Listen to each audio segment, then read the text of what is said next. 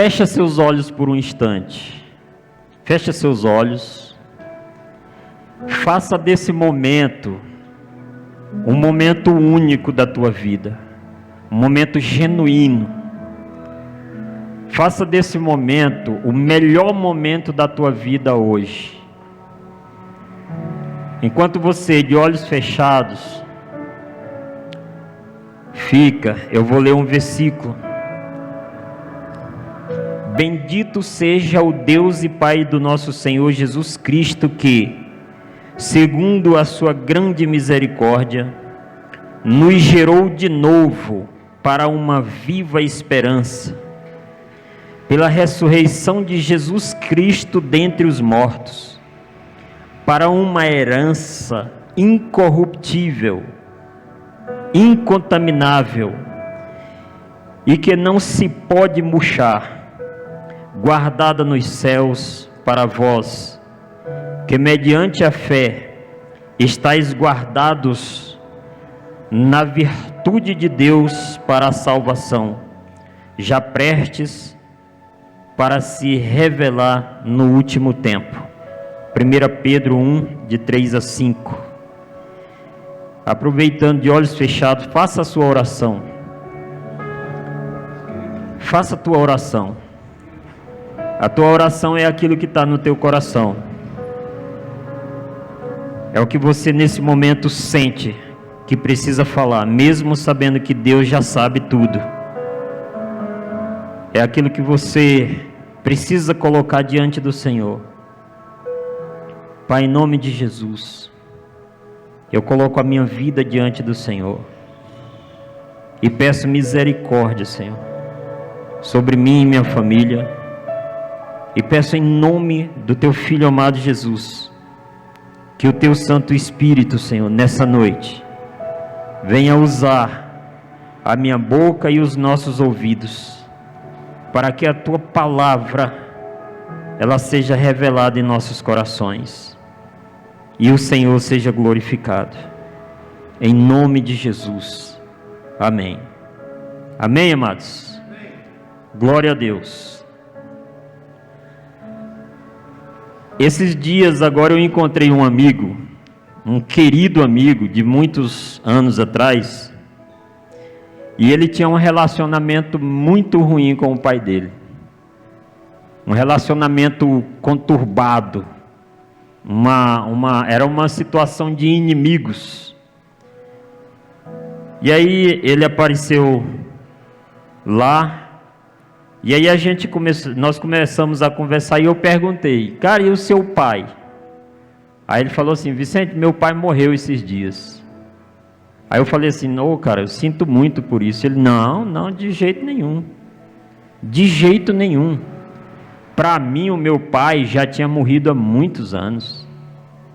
Ele falou isso. Para mim, o meu pai já tinha morrido há muitos anos, pode ficar tranquilo. E aí eu fiquei pensando, meu Deus, o pai dele morreu, e ele ainda tem ódio do pai dele, mesmo estando morto. E eu queria falar hoje sobre herança. Existem heranças que mesmo nós não querendo, nós carregamos ela. Mesmo nós não querendo, nós estamos sempre dando foco a ela e fazendo com que ela se torne muito importantes em nossas vidas, mesmo aquilo causando em nós muita dor.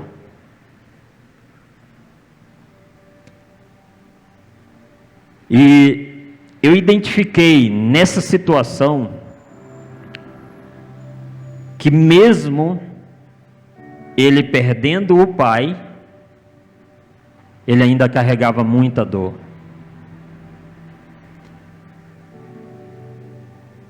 E hoje nós estamos no culto da vitória.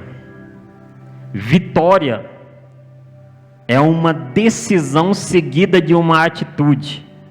Quando você decide ser vitorioso e age nessa direção, não tem nada no mundo que vai te segurar. Nada vai te segurar. Porque é isso que Deus espera de nós. É uma decisão seguido de uma atitude. Esse meu amigo, ele poderia estar livre dessa dor. Então, ele está agora em uma situação que ele precisa de ajuda, de muita ajuda, para se livrar dessa dor. Mas ele precisa tomar uma decisão para ele ter vitória sobre essa situação, sobre essa herança que ele carrega, que ele não gostaria de estar carregando. Amém, amados? E para ele precisa de uma decisão e de uma ação para que ele se sinta livre dessa realidade a qual ele vive. E eu quero falar hoje sobre herança. Fala comigo assim, herança. Amém. Herança. Existem 4 tipos de herança.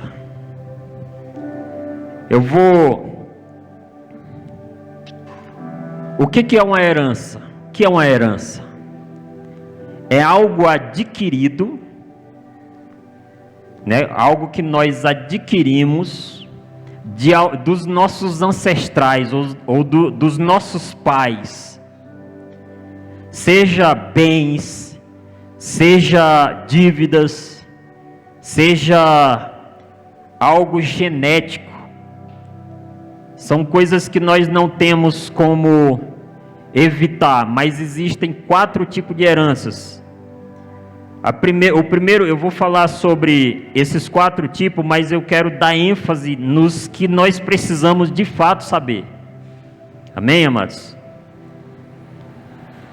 O primeiro delas é a herança jacente. O que é uma herança jacente? É uma herança que quando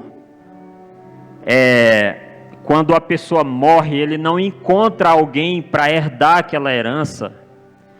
E aí uma pessoa fica cuidando daquela herança até que se surge um herdeiro legítimo para assumir. Essa é uma herança jacente. Amém? O segundo tipo de herança seria vacante. O que é uma herança vacante? É aquela herança a qual os herdeiros renunciam. Eles dizem, não, eu não quero essa herança. E aí passa um período de tempo até que aqueles bens, ele seja assumido pelo Estado, ou ele passa a ser de patrimônio público. Amém, amados? Isso é uma herança vacante. E aí existe uma outra herança, que é uma herança social. Herança social trata-se de cultura, língua, gastronomia. São coisas que você adquire no meio social em que você vive e que você carrega isso ao longo da sua vida. Amém, amados?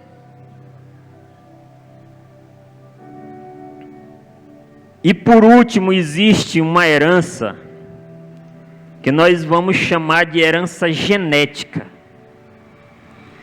A herança genética nada mais é do que características que você carrega de alguém, dos seus genitores, dos seus pais. São características, seja ela qual for, às vezes inclusive até doenças, que a pessoa adquire por causa dos seus pais. Amém? E por que eu escolhi esse tema?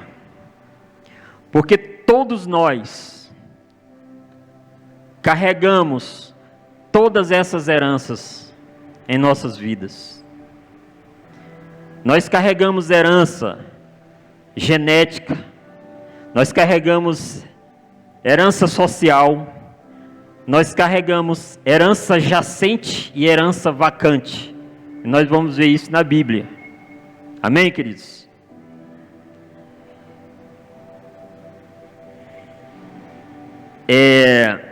Lá em João 1,10, nós vamos ler o seguinte: aquele que é a palavra estava no mundo, e o mundo foi feito através dele, mas o mundo não o reconheceu. Amém? Aqui está falando de Jesus Cristo. Ele veio, mas o mundo não o reconheceu como Senhor, como Salvador. E por que que o mundo não reconheceu Jesus Cristo como Senhor e como Salvador? Por que que eles não olharam para Jesus e disseram: esse é o Salvador? Porque o mundo esperava um Deus de triunfalismo. Essa ideia de vitória que nós construímos na nossa mente. Porque muitas vezes quando eu falo a palavra vitória, nós vamos lembrar de duas coisas: ou de triunfalismo, ou de alguém que você conheça com esse nome, Vitória, não é?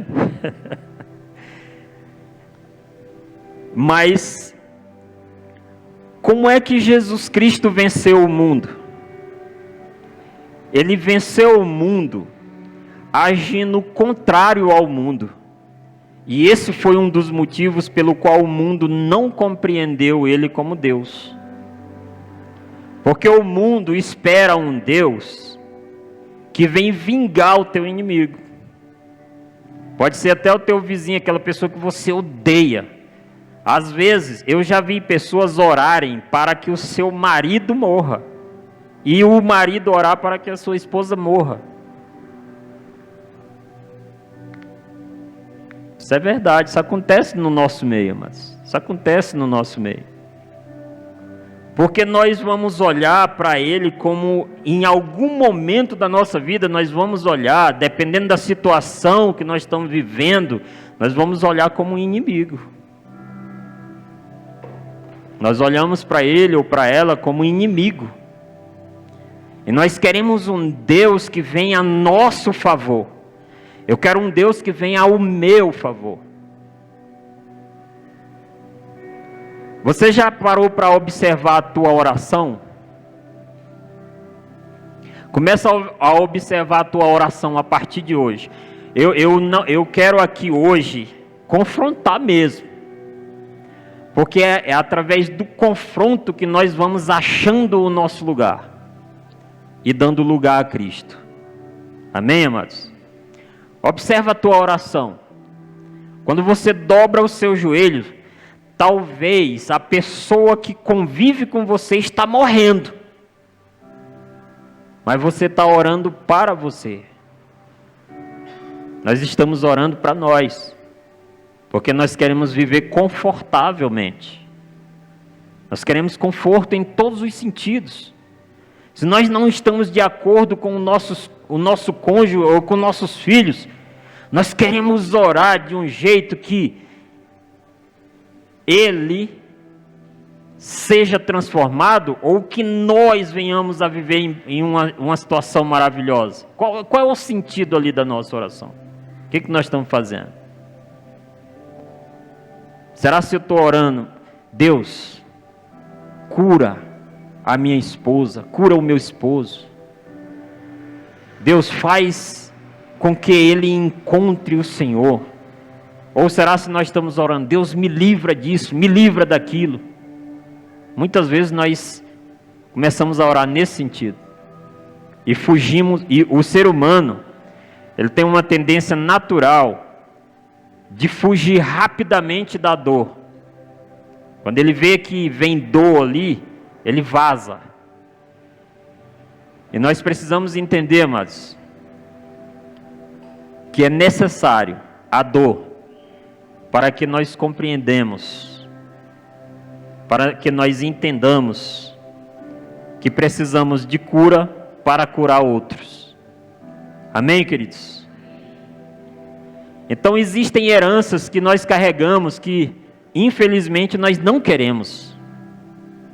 Tem coisas que eu me vejo falando ou fazendo que eu não gostaria de fazer. E são heranças que nós não conseguimos nos desgarrar delas. Porque nós damos muito foco, às vezes damos muito foco àquilo que nós não queremos, e aí isso passa a se tornar muito importante em nossas vidas. O pastor, ele costuma dizer que quando nós damos foco a alguma coisa, aquilo expande. É isso? Como é que é, pastor? Quando nós focamos algo, aquilo expande, e isso é verdade. Quando você dá muito foco a alguma coisa, mesmo que você não queira isso, aquilo começa a se expandir na sua vida, e você vai começar a pensar muito naquilo.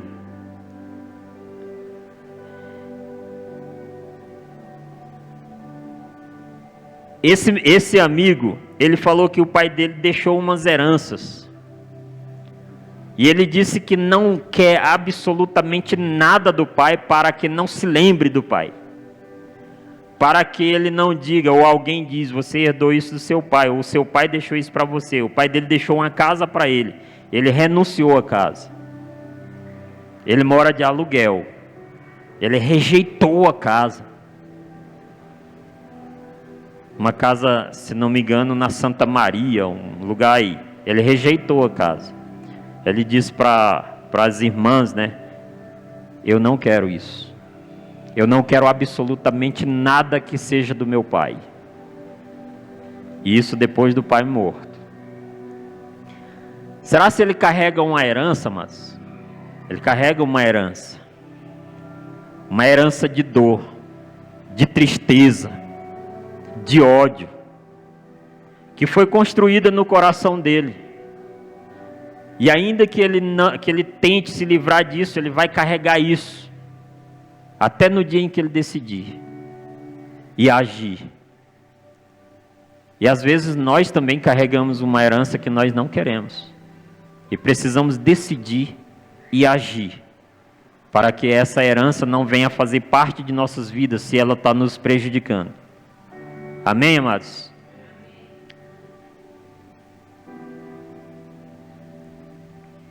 João 1:11. João 1:11 diz o seguinte. Está falando de Jesus, tá? Veio para o que era seu e os seus não o receberam.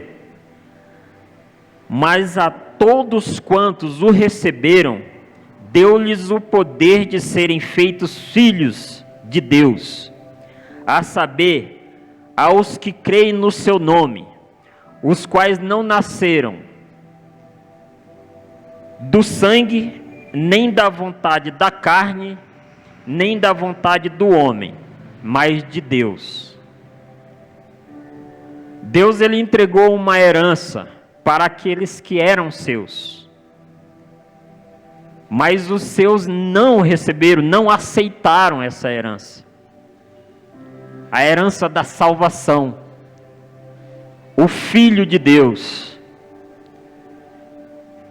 Até que se chega a um ponto em que ele precisa entregar essa herança para alguém.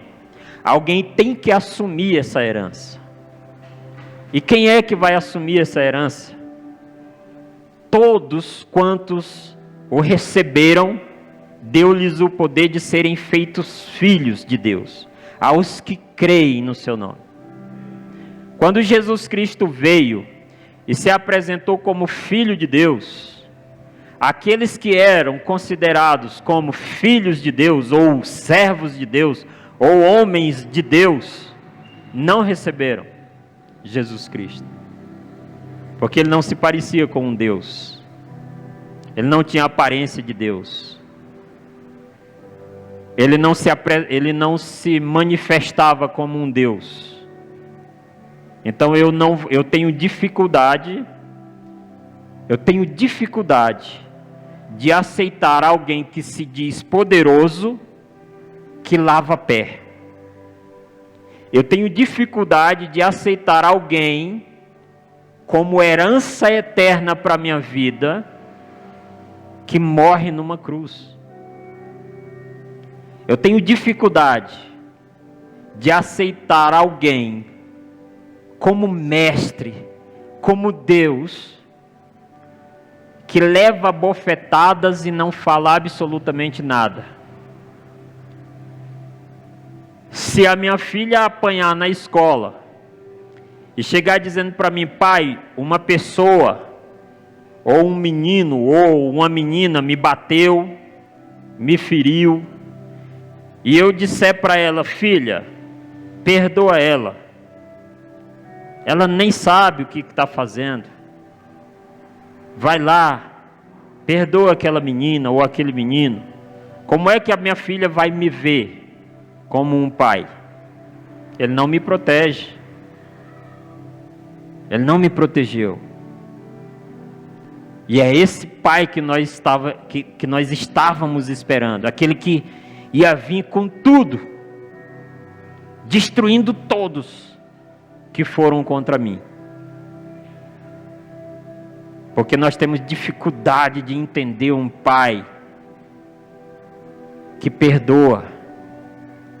Temos dificuldade de entender um Deus todo-poderoso que não faz nada contra alguém que me fere, que me acusa, que me julga, que me fez mal, alguém que feriu a minha integridade, alguém que destruiu a minha moral, o meu caráter. E quando eu lembro desse alguém, ele é o meu pior inimigo, eu quero que ele morra, mas Deus não mata. Então eu tenho dificuldade de receber esse Deus. Porque eu quero um Deus todo-poderoso a meu favor. É por isso que nós temos dificuldade de recebê-lo. E a palavra de Deus está dizendo aqui que ele veio para os que eram seus, mas os seus não receberam. E quando nós lemos esse versículo, a nossa mente nos leva lá naquele tempo. Ela está falando para mim hoje. A palavra de Deus está falando para mim agora. Que Jesus Cristo veio para os que eram seus, mas os seus o rejeitaram. E muitas vezes nós estamos na igreja, não é por causa de Jesus Cristo, mas para expressar a nossa rejeição para com Ele. Porque nós estamos pedindo e as coisas não acontecem. E muitas vezes nós questionamos, dizendo: meu Deus, eu peço, eu faço, e nada acontece. E a herança que Ele nos prometeu, e as coisas que o Senhor me prometeu, nós somos muito imediatistas e nós não entendemos o processo.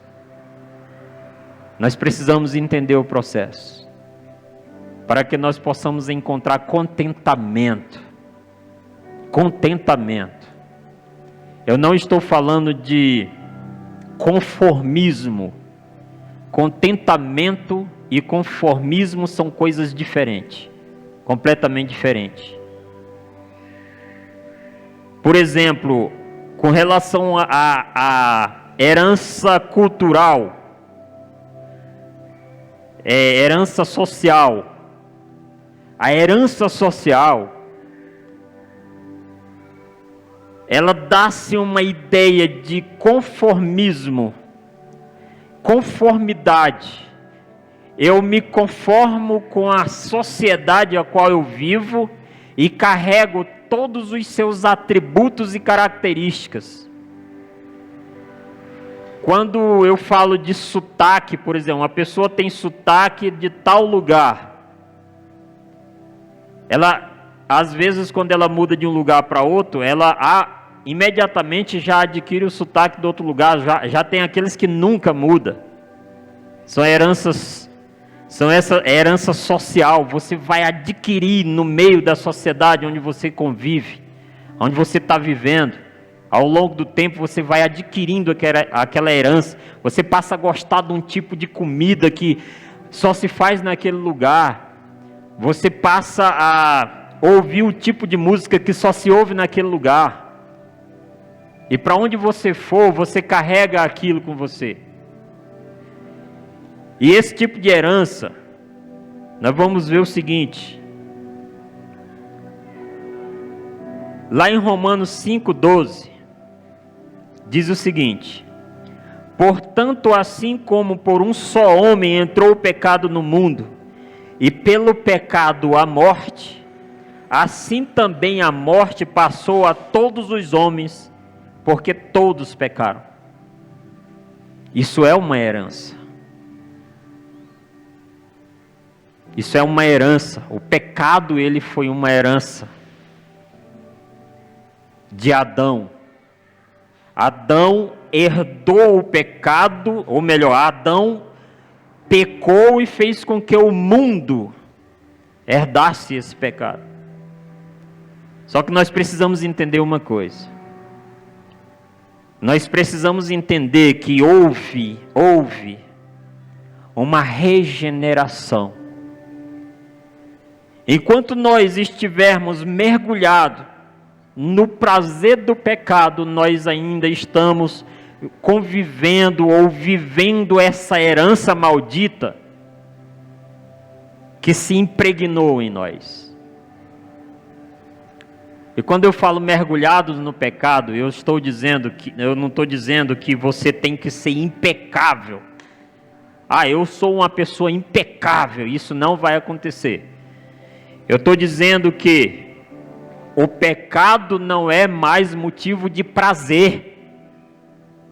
Não é motivo de prazer. Uau, pequei, tal. Não é mais motivo. É motivo de dor, de arrependimento, de choro. Se você não tem essa dor ao pecar, você precisa buscar regeneração, que é uma outra herança que nós vamos ver agora. Amém, amados? Se eu vivo no prazer do pecado, se aquilo não me causa nada, às vezes me causa um momento de remorso, mas logo eu estou fazendo exatamente a mesma coisa, eu preciso de transformação. Eu preciso de transformação. Nós precisamos de transformação. Irmãos, a palavra de Deus nos garante uma herança eterna. E para que nós venhamos usufruir dessa herança eterna, nós precisamos,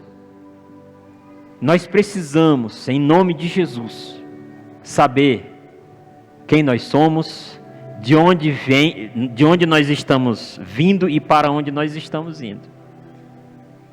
Só se pode saber para onde você vai, se você souber pelo menos quem você é e pelo menos de onde você está vindo. Amém, amados? Não tem como você saber para onde você vai se você nem sabe quem você é. Não tem como saber. E a palavra de Deus diz que todos pecaram. Por um só homem entrou o pecado no mundo, e pelo pecado a morte. Todos pecaram, e destituídos estão da glória de Deus. E Deus, pela sua misericórdia, como foi o primeiro versículo que nós lemos, Ele nos regenerou, trazendo de volta o que, amados? A herança eterna para a qual nós fomos criados.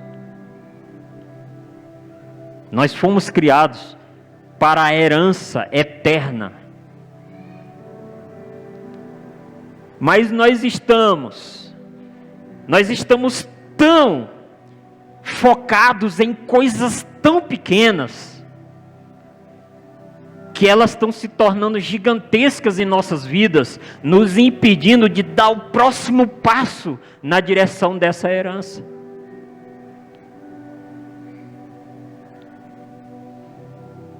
Eu decidi, quero compartilhar com os irmãos, eu decidi honrar vocês, buscar no Senhor, para que eu possa iluminar a vida de outras pessoas. Eu não quero viver me arrastando. É uma decisão para honrar as pessoas em minha volta. Amém, amados? E Deus é testemunha disso nesse momento. E vocês também. Amém, queridos? Que herança na tua vida dói em você e que você não gostaria de carregar? Nós vamos ver agora o próximo versículo, que todos já conhecem, de uma herança genética. Gênesis 1:26 diz o seguinte: então Deus disse: façamos o homem à nossa imagem, segundo a nossa semelhança, e que eles tenham domínio sobre os peixes do mar, sobre as criaturas voadoras dos céus, sobre os animais domésticos, sobre toda a terra e sobre todo animal rasteiro que se move sobre a terra. Façamos o homem à nossa imagem, segundo nossa semelhança. Isso é genética. Quem é você? Você não aconteceu. Você foi feito. Se você parar para pensar nesse momento, antes de você ser fecundado, alguns anos antes, você era exatamente o quê? Quem arrisca dizer o que era? Não existia absolutamente nada referente a você. Mas a palavra de Deus diz que desde a fundação do mundo Ele te escolheu, então você já havia existido. Você não aconteceu. Você foi enviado para cá. Você foi enviado para esse lugar. A coisa mais triste do mundo, da vida de um ser humano, é ele saber que existe e não saber para que existe. Isso dói demais. Isso é terrível. Você saber que existe e não saber para que existe. Porque quando você não sabe para que você existe, você começa a questionar a sua existência. Você começa a perguntar: por que eu existo? Se você não souber para que, você começa a perguntar por quê. E a questão não é por que você existe, é para que você existe. Porque quando eu começo a questionar o porquê da minha existência e eu ainda não encontrei o motivo pelo qual eu estou aqui, e você e eu precisamos encontrar esse motivo, e a palavra de Deus deixa muito claro esse motivo: ide por todo mundo, pregai o evangelho a toda criatura, aquele que crê e for batizado será salvo, quem não crê está condenado. Você foi enviado de Deus para esse lugar para falar e testemunhar de Deus. Esse é o propósito. Esse é o objetivo. Essa é a visão. Às vezes nós queremos descobrir para que eu vim para essa terra, e você fica buscando coisas, e quanto mais você busca, amados, mais confuso você fica. Então só tem um lugar onde você vai encontrar o motivo da tua existência, onde você vai encontrar a herança que você espera. Ele está dizendo: vinde a mim. Ele está chamando você. E ele está dizendo ele está afirmando: eu sou o caminho, a verdade e a vida.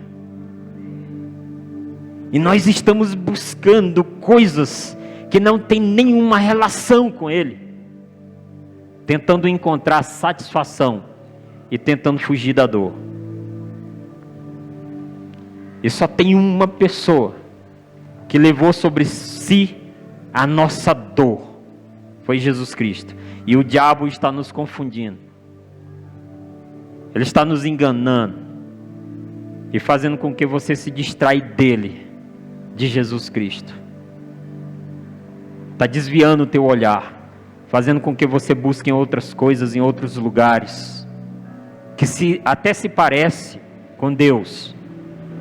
Mas o principal objetivo do diabo é te enviar para lugares que se parecem mesmo com Deus, para que você se convença de que é e morre lá. O diabo não se preocupa com aqueles que estão mergulhados no pecado, no prazer do pecado. Sabe por quê? Porque enquanto eles estão lá, o diabo nem mexe. Ele vai mexer naqueles que tentam buscar a Deus, porque ele cega o nosso entendimento, ele cega os nossos olhos e ensurdece os nossos ouvidos, para que a palavra de Deus não venha fazer o efeito necessário. Amém, amados? Ele nos deu a herança em Jesus Cristo, a vida eterna, e você só pode tomar posse dessa herança no caminho, o qual é Jesus. Todo aquele que está no caminho, ele está na verdade, e todo aquele que está na verdade, ele usufrui da vida, porque ele é o caminho, a verdade e a vida. E ele diz: eu vim para que tenham vida, e vida em abundância, ou vida abundante. E muitas vezes,